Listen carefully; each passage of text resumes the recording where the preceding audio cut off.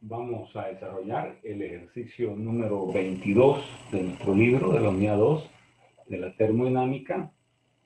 Dice el ejercicio 22, 25 kilogramos de bromo, cuyo peso molecular es 159.8 gramos por mol, son calentados isobáricamente desde los 20 grados hasta los 80 grados. Calcular la variación de entalpía cuando para el bromo líquido hay un CP1, para el bromo gaseoso hay un CP2, nos dan la temperatura de ebullición del bromo, que es de 58 grados centígrados, y nos dan la entalpía de vaporización del bromo, que es 31 kJ por mol. La pregunta es que calculemos la variación de la entalpía. Entonces acá lo primero que tenemos que hacer para poder entender es poder graficar. Entonces vamos a hacer una pequeña gráfica donde tenemos temperatura versus entalpía. A los 20 grados tenemos al bromo. Lógicamente el bromo está bromo líquido. Dice que la intención es calentarlo de los 20 hasta los 80. Pero a medida que vamos calentando y llegamos a los 58 grados, nos topamos con la temperatura de ebullición del bromo. Entonces, en toda esta parte de aquí es como si fuera un calor sensible. Llegamos a los 58 grados, hay un cambio de fase, hay una vaporización de bromo líquido, pasamos a un bromo gaseoso. Y la tercera fase sería de los 58 grados, que son temperatura de ebullición, pasamos a los 80 grados, todo en el estado gaseoso, que viene a ser un calor sensible. Tendríamos calor sensible, calor latente, calor sensible. Bien, la masa del bromo son 25 kilogramos, tenemos que llevarlo a la unidad de trabajo que son en gramos, 25.000 gramos. Tenemos el peso molecular del bromo, con la masa y con el peso molecular podemos obtener el número de moles que hay de bromo, que sería 156.45. A nosotros nos están indicando que este calentamiento tiene que ser isobárico. Nos vamos a la definición de entalpía. Entalpía es función de dos variables, la temperatura y la presión. Para encontrar la variación de la entalpía aplicamos el concepto diferencial total, que viene a ser la suma de las derivadas parciales.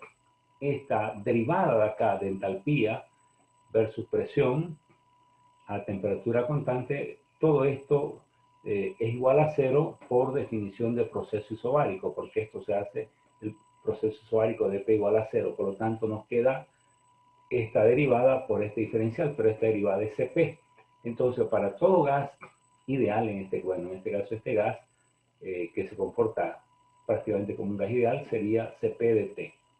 ¿De acuerdo? Bien. Entonces ahora vamos a integrar desde una temperatura 1, que son 20 grados centígrados, ¿no?, a una temperatura final, que son 80 grados centígrados.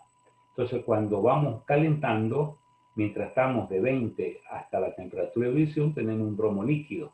Y para un bromo líquido tenemos un CP1. Entonces, en una temperatura 1 a una temperatura de ebullición, tenemos un CP1 que es para el bromo líquido, pero que tiene un valor constante, por lo tanto sale fuera de la integral. Luego tenemos esta meseta, que ya nos la están dando, que es la entalpía de vaporización del bromo, que nos están dando 31 kJ por mol. Y luego entramos a la otra fase, ¿no?, que es de bromo gaseoso, bromo 58 a bromo 80. Entonces estamos de la temperatura de ebullición a la temperatura final y tenemos un CP2, pero ese CP2 ya es una función de la temperatura, por lo tanto entra dentro de la integral. Ustedes pueden observar que las unidades de CP1 o las unidades de CP2 son Joule, Mol, Kelvin. Entonces aquí tenemos Joule, Mol, Kelvin, y como estamos integrando en ambas situaciones respecto a la temperatura, Kelvin con Kelvin se va, y las unidades de este resultado más este resultado acá nos van a dar Joule, Mol, ¿no? Entonces tendríamos CP1, T ebullición menos T1, esta entalpía, y esta otra otro Cp, que es función de la temperatura. La suma de este resultado más este resultado es lo que nosotros estamos mostrando acá, que eso está en Joule sobre mol. Y fíjense que no le hemos colocado todo el valor de la entalpía, de vaporización del bromo, porque la entalpía de vaporización del bromo tiene otra unidad. Entonces, este resultado de acá lo llevamos a kilojoule por mol, ¿no? Dividimos entre 1000 y nos da 2.066. Ahora sí, aumentamos la entalpía de vaporización del bromo, que es 31, y nos da la suma de ambos 33.066 kilojoule por cada mol. Pero nosotros hemos calculado que tenemos 156.45 mol.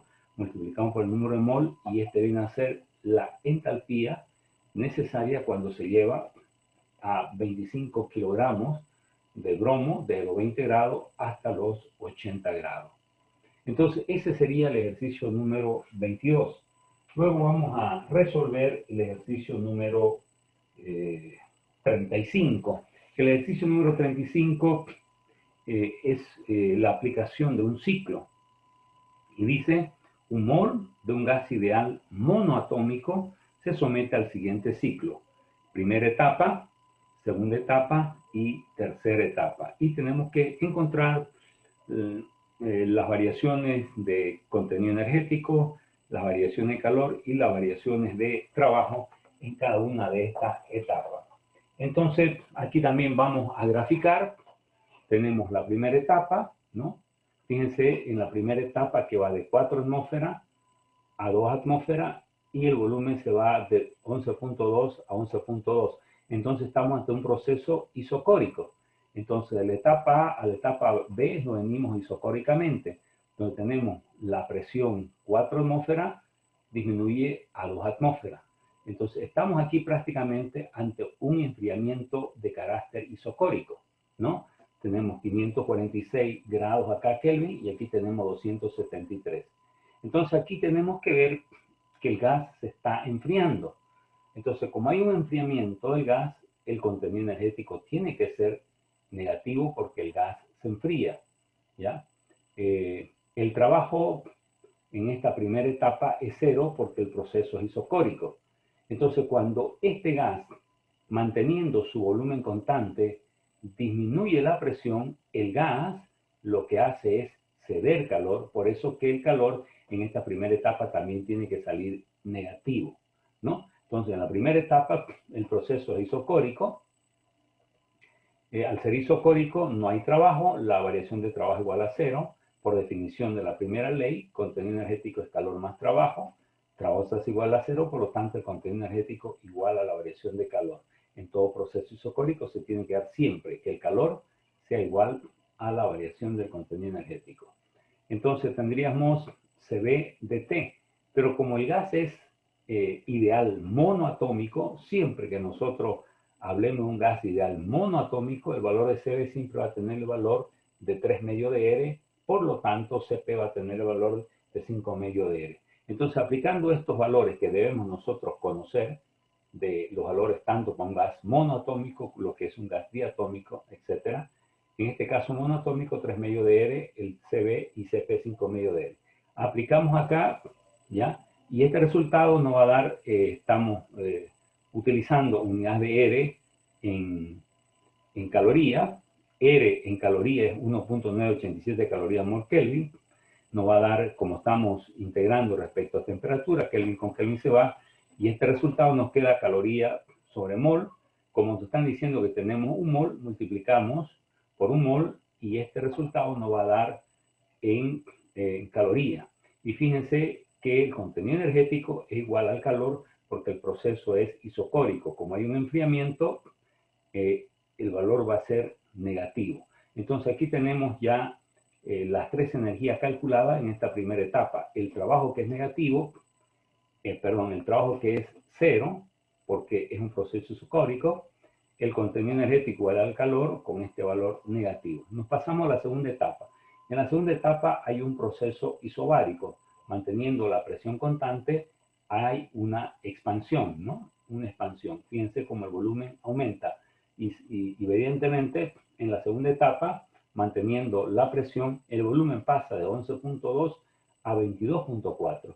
Y esa expansión es por un calentamiento, porque la temperatura pasa de 273 a 546. Entonces, estamos ante un calentamiento de carácter isobárico en la segunda etapa, ¿no? El trabajo por definición era menos P por dB. En este caso la presión es una constante, solamente varía los volúmenes y de esta manera podemos encontrar el trabajo. En este caso, al haber una expansión, el trabajo va a ser negativo. Pero hay un proceso de carácter isobárico. Cuando hay un comportamiento isobárico, la variación de calor se hace igual a la variación de entalpía y la variación de entalpía igual a Cp de T. Y como es un calentamiento, la entalpía va a ser positivo, por lo tanto, este va a ser el valor de la entalpía. Entonces, como es el valor de la entalpía igual al valor del calor, ya vamos a tener nosotros aquí calculado tanto el trabajo como el calor, y nos vamos a la primera ley para calcular el contenido energético, que es calor más trabajo, y nos da positivo, porque el gas se está calentando 813.40 calorías. En la tercera etapa estamos ante una compresión de carácter isotérmico. De un volumen C pasamos a un volumen A y aquí cerramos el ciclo. Una de las condiciones para que sea un ciclo es que el inicio de la primera etapa tiene que coincidir con el final de la última etapa. Entonces aquí cerramos en una compresión de carácter isotérmico. Entonces, si el gas se comprime isotérmicamente, al haber una compresión, tendría que haber un calor, diríamos, tendría que aumentar la temperatura. Para que la temperatura no aumente, el sistema tiene que ceder calor. Entonces va a haber un calor negativo, pero como hay una compresión, el trabajo va a ser positivo. Y como el gas es ideal y el proceso isotérmico, la variación del contenido energético va a ser igual a cero. Por lo tanto, aplicando la primera ley, entendiendo que la variación del contenido energético es igual a cero, vamos a ver que el calor es igual al trabajo, pero van a ser opuestos. Insisto, estamos en una compresión de carácter isotérmico. Al comprimir, el gas se tendría que calentar. Para que el gas no se caliente, el sistema cede calor. Al ceder calor, el calor cedido es negativo, entonces vamos a tener que el calor va a ser negativo, pero como estamos comprimiendo, el trabajo va a ser positivo. Nos vamos a la definición, diferencial trabajo menos P por dB, pero aquí la presión es variable, el volumen es variable, entonces sustituimos el valor de P, que va a ser T sobre B, ¿no? La temperatura es constante, entonces aquí RT sale fuera del integral y integramos de B sobre B, que va a ser neperiano de BA sobre BC. Pero el volumen eh, el volumen de A es un volumen menor que el de C, por lo tanto, este cociente va a ser menor a la unidad y este logaritmo va a ser negativo. Entonces, le cambiamos el signo, este negativo se vuelve positivo, pero nosotros invertimos. Lo que estaba en el denominador pasa al numerador y lo que estaba en el numerador pasa al denominador y de esta forma se hace positivo. Entonces, el trabajo va a ser positivo porque es una compresión y el calor tiene que ser el mismo pero opuesto, negativo.